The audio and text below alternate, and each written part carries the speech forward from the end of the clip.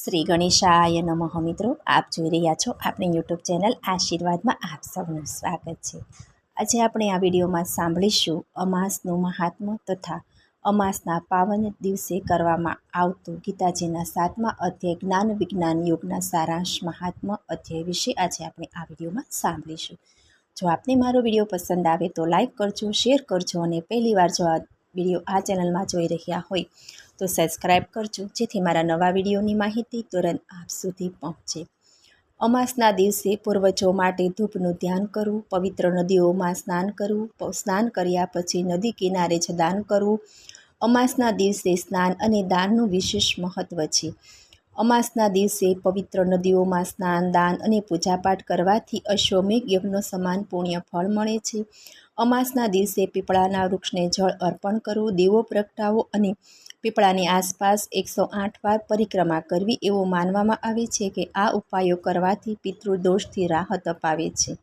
અમાસના દિવસે ઓમ આદ્યભૂતાય વિમને સર્વસેવ્યાય ધીમહિ શિવશક્તિ સ્વરૂપેણ પિતૃદેવો પ્રચોદયાત મંત્રનો પાઠ કરવો તથા આ દિવસે ગીતાજીના 7મા અધ્યાય જ્ઞાન વિજ્ઞાન યોગના પાઠ કરવા। તો આજે આપણે આ વિડીયોમાં સાંભળીશું ગીતાજીના 7મા અધ્યાય પિતૃ મોક્ષ દેનાર જ્ઞાન વિજ્ઞાન યોગના અધ્યાય સારાંશ મહાત્મ્ય વિશે આજે આપણે આ વિડીયોમાં સાંભળીશું।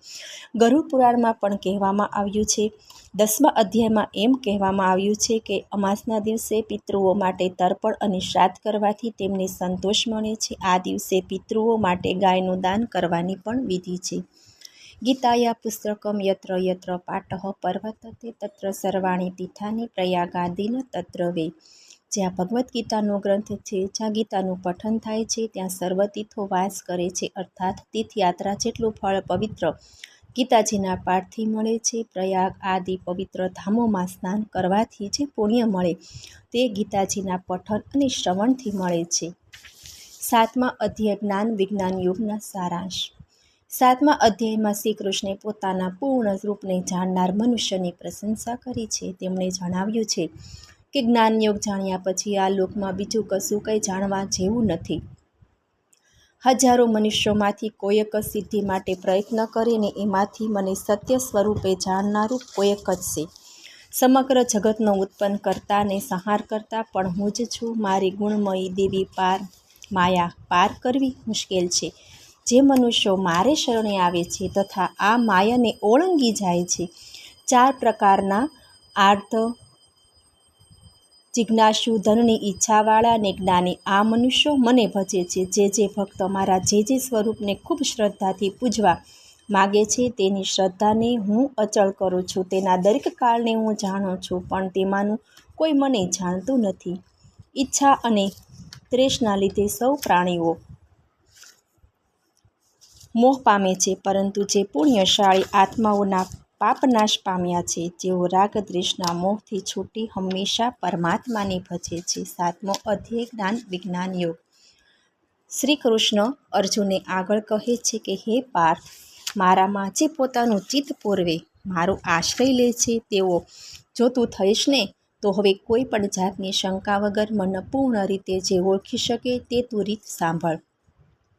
હું અને મારા અનુભવનું સંપૂર્ણ જ્ઞાન કહું છું। આ જાણીને તારે બીજું કંઈ પણ જાણવાનું બાકી રહેતું નથી। સિદ્ધિ મેળવવા હજારો મનુષ્યો યત્ન કરે, એમાંના કોઈક જ મારા સાચા સ્વરૂપને ઓળખી શકે છે। પૃથ્વી, જળ, અગ્નિ, વાયુ, આકાશ, મન, બુદ્ધિ અને અહંકાર આ 8 પ્રકારમાં મારી પ્રકૃતિ વહેંચાયેલી છે। આ 8 પ્રકારની મારી પ્રકૃતિને અપરા પ્રકૃતિ કહેવામાં આવે છે અને તેનાથી જુદી જીવ સ્વરૂપા પરા પ્રકૃતિ છે। આ પ્રકૃતિ વડે જગતને ધારણ કરવામાં આવ્યું છે। આ 2 પ્રકૃતિથી જડ ચેતન ઉત્પન્ન થયું છે। હું સમસ્ત જગતને ઉત્પન્ન કરનારને નાશ કરનારા છું। આથી મારાથી વધુ શ્રેષ્ઠ કોઈ નથી। જળમાં રસ, સૂર્ય ચંદ્રમાનું તેજ ને સર્વ વેદોમાં પ્રણવ, આકાશમાં શબ્દ ને મનુષ્યોમાં પુરુષોત્તમ, પૃથ્વીમાં ગંધ, અગ્નિમાં તેજ, સર્વ પ્રાણીઓનું જીવન, તપસ્વીઓનું તપ, જીવોનું સનાતન બીજ પણ હું જ છું। બુદ્ધિમાનોની બુદ્ધિ ને તેજસ્વીઓનું તેજ, સર્વ પ્રાણીઓમાં કામ ને સાત્વિક, રાજસિક, તામસિક ભાવોનો સર્જક પણ હું જ છું। હું એમનામાં નથી, પણ તેઓ બધા મારે આધીન થઈને મારામાં છે। મારી આ ગુણમયી દેવી માયાને તરવી મુશ્કેલ છે. તેઓ શરણે આવે તે આ માયાને તરે છે.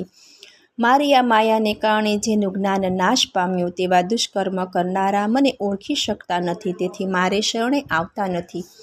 દુઃખી, જિજ્ઞાસુ, વિષયી ને જ્ઞાની, આ 4 પ્રકારના સદાચારી પુરુષો મને ભજે છે. આમાં પણ નિત્ય સદાચારી મને ભજનાર જ્ઞાની શ્રેષ્ઠ છે. આવા જ્ઞાનીને હું ઘણો પ્રિય છું. એવો જ્ઞાની મને પ્રિય છે.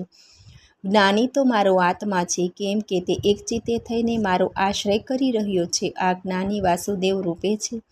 આવા યોગી અતિ દુર્લભ છે. જે મનુષ્યો પુત્ર, કીર્તિ, શત્રુ, વિજય આદિ વિષયોની ઈચ્છાથી વિવેકહીન બની ગયા છે, તે ભૂત, પ્રેત, યજ્ઞ આદિ દેવતાઓનું ભજન કરે છે ને પૂર્વજન્મની વાસના અનુસાર તે દેવતાઓની આરાધનાના નિયમોનું પાલન કરીને દેવતાના સ્વરૂપને પૂજવા ઈચ્છે છે, તેને તે દેવતામાં હું દ્રઢ કરું છું. આથી કરીને તે ભક્ત દ્રઢ શ્રદ્ધાથી તે દેવનું પૂજન કરી તે દેવો દ્વારા ઈચ્છિત ભોગ પ્રાપ્ત કરે છે. આ કામ મારી મારફતે થયેલું છે, કેમ કે તે દેવો પણ મારું જ સ્વરૂપ છે.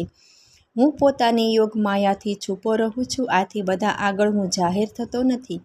અજ્ઞાનીઓ મને જન્મ રહિત અવિનાશી જાણતા નથી. હું ભૂત, વર્તમાન ને ભવિષ્યકાળના બધા પ્રાણીઓને જાણું છું, પણ મારી માયાથી મોહ પામેલ કોઈ મને ઓળખી શકતું નથી. આ સંસારમાં સ્થૂળ દેહ ધારણ કરીને તેની પ્રતિકૂળતામાં ઈચ્છાને તેની પ્રતિકૂળતામાં દ્વેષ હોવાથી ઉત્પન્ન થયેલ ઠંડી, ગરમી, સુખ, દુઃખ આદિ દંડમાં મોહિત થાય છે. પણ પુણ્યાત્મા પાપરહિત, રાગ દ્વેષ દંડથી મોહ મુક્ત અને દ્રઢ વ્રતવાળા હોય છે, તેથી તેઓ મને ભજે છે. જે મનુષ્ય મારો આશ્રય લઈને ગડપણ અને મરણથી મુક્ત થવા પ્રયત્ન કરે તે બ્રહ્મને, અધ્યાત્મને તથા બધા કર્મને જાણે છે. જે મનુષ્ય મને અધિભૂત, આધિદેવ ને અધિયજ્ઞ સહિત જાણે છે કે દ્રઢ મનવાળો મનુષ્ય અંતકાળમાં મને જાણે છે, તે મારામય થઈ જાય છે. ઇતિ શ્રીમદ્ ભગવદ્ ગીતામાં શ્રી કૃષ્ણ અર્જુન વચ્ચે થયેલ સંવાદમાં જ્ઞાન વિજ્ઞાન યોગ નામનો 7મો અધ્યાય સમાપ્ત. 7મા અધ્યાયનું મહાત્મ્ય અને તેનું ફળ. પાર્વતીજીએ શંકર ભગવાનને અને લક્ષ્મીજી વિષ્ણુ ભગવાનને કહ્યું કે હે પ્રભુ, આપ હવે અમને ગીતાજીના 7મા અધ્યાયનું મહાત્મ્ય અને તેના ફળ વિશે જણાવો. આથી કરીને શંકર ભગવાને પાર્વતીજીને, વિષ્ણુ ભગવાને લક્ષ્મીજીને આ મુજબની કથા કહી સંભળાવી. પાટલીપુત્રમાં શંકુવર્ણ નામનો બ્રાહ્મણ રહેતો હતો. તે વેપાર કરી પોતાનો નિર્વાહ ચલાવતો હતો. તેને 3 પુત્રો હતા. તે વેપાર અર્થે પરદે જવા નીકળ્યો તે પહેલાં પોતાની પાસે જે ધન હતું તે તેણે પુત્રથી છાનું જમીનમાં ખાડો ખોદી દાટી દીધું. પરદેશમાં કમનસીબે ઓશિંતા સાપ કરડવાથી તેનું મરણ થયું. એક દિવસે સર્પયોનિથી કંટાળી જતા તેણે પોતાના પુત્રોને સ્વપ્નમાં આવીને કહ્યું કે હું સર્પયોનિમાં પીડાઈ રહ્યો છું, તેમાંથી મારો ઉદ્ધાર કરો. મેં જમીનમાં ધન દાટી દીધું છે, તે આ સ્થળે છે. તેના પુત્રો પિતાનું સર્પયોનિમાંથી ઉદ્ધાર કરવા શું કરવું તે અંગે વિચારવા લાગ્યા. તેમનો વચલો પુત્ર ધનની લાલચથી પોતાની પત્ની સાથે સ્વપ્નમાં જ્યાં ધન દાટેલું બતાવ્યું હતું ત્યાં પહોંચી ગયો. તે જમીન ખોદવા લાગ્યો. તે જ્યારે જમીન ખોદી રહ્યો હતો એ સમયે દરમાંથી એક સર્પ બહાર આવ્યો ને પૂછવા લાગ્યો, તમે આ શું કરી રહ્યા છો? પુત્રે કહ્યું કે તને સ્વપ્નમાં આવીને તમને કહેલ એ મુજબ અમે તમારો ઉદ્ધાર કરવા આવ્યા છીએ. જમીનમાં જે ધન દાટવામાં આવ્યું છે તે બહાર કાઢી અમે તમારો ઉદ્ધાર કરવાનો પ્રયત્ન કરીશું. પુત્રના આ શબ્દો સાંભળી પિતાએ કહ્યું, આ ધનને બહાર કાઢીને વાપરવાથી કંઈ મારો ઉદ્ધાર થવાનો નથી, પણ મારા શ્રાદ્ધના દિવસે ગીતાજીના 7મા અધ્યાયના પાઠ કરવા, બ્રાહ્મણોને જમાડી તેમને દક્ષિણા આપવી, આમ કરવાથી મારો ઉદ્ધાર થશે. પછી તમારે 3 ભાઈઓ ભેગા મળી અહીં આવી જમીન ખોદીને ધન બહાર કાઢી સરખા ભાગે વહેંચી લેજો. વચલા પુત્રને લાગ્યું કે પિતાએ જે કહ્યું છે તેમ નહીં કરીએ ત્યાં સુધી તેમને ધન મળવાનું નથી. આથી પતિ પત્ની ઘેરે જઈ બધી વિગત તેના બંને ભાઈઓને જણાવી. આ પછી 3 ભાઈઓએ ભેગા મળી શ્રાદ્ધના દિવસે બ્રાહ્મણોને બોલાવી ગીતાજીના 7મા અધ્યાયના પાઠ કરાવ્યા ને પછી બ્રાહ્મણોને જમાડીને દક્ષિણા આપી. આથી કરીને તેમના પિતાનો સર્પયોનિમાંથી ઉદ્ધાર થયો અને તેઓએ જમીનમાંથી બહાર આવી તેઓએ જમીન ખોદીને બધું ધન બહાર કાઢી સરખા ભાગે વહેંચી લીધું. ગીતાજીના 7મા અધ્યાયના પાઠથી પિતાની સાથે તેના પુત્રનો પણ ઉદ્ધાર થયો અને તેઓ પણ વૈકુંઠને પામ્યા.